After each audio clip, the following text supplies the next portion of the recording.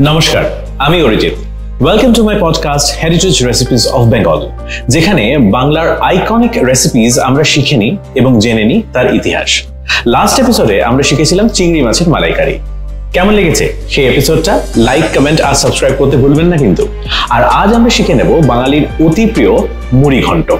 মুড়িঘণ্ট বাঙালিদের এক প্রিয় মাছের পদ। শোনা যায় যে সিল্ক রুটে মুড়িঘণ্ট আবিষ্কার হয়েছিল কলিঙ্গপত্তনম বন্দর বা পোর্টের আশেপাশে। শুরুতে এটি একটি সহজ খাবার ছিল, যেটাতে ব্যবহার করা হতো মাছের বেঁচে যাওয়া অংশ, বিশেষ করে মাথা এবং লেজ। পরবর্তীকালে এর সঙ্গে যুক্ত হয় আলু, টমেটো, পেঁয়াজ এবং নানা রকম উপকরণ, এবং তৈরি হয় এক সুস্বাদু পদ যার নাম হয়ে যায় মুড়িঘণ্ট।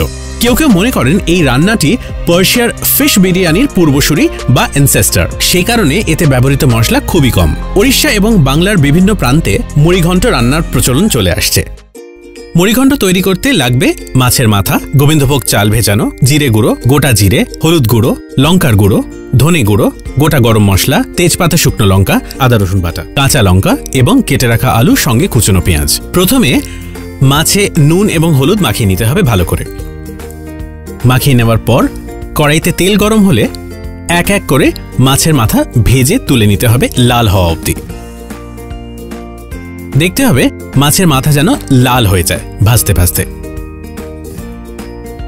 ভাজা হয়ে গেলে একের পর এক মাছের মাথা তুলে নেব একটা পাত্রে।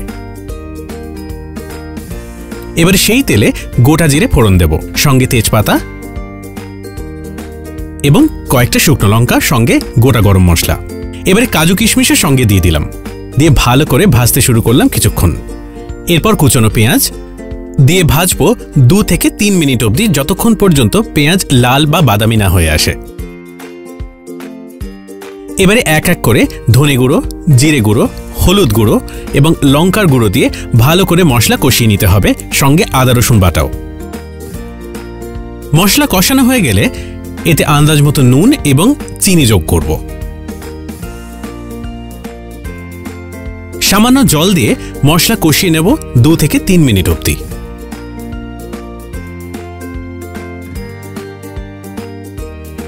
মশলায় যখন তেল ছাড়তে শুরু করবে তখন তার মধ্যে দিয়ে দেব ভেজে রাখা মাছের মাথা।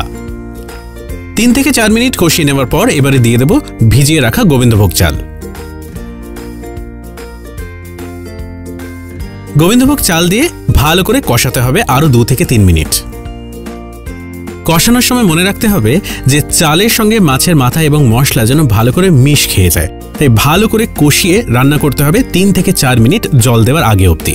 এবারে দিয়ে দেবো জল, দিয়ে ভালো করে কষিয়ে এটাকে ফুটতে দিতে হবে আরো বেশ কিছুক্ষণ ঢাকা দিয়ে। ঢাকা খোলার পর দিয়ে দেব আলু, দিয়ে ভালো করে মিশিয়ে নেব মাছ এবং মশলার সঙ্গে। সবশেষে যোগ করব ঘি এবং কাঁচা লঙ্কা। সুগন্ধি মুড়িঘণ্ট একদম রেডি।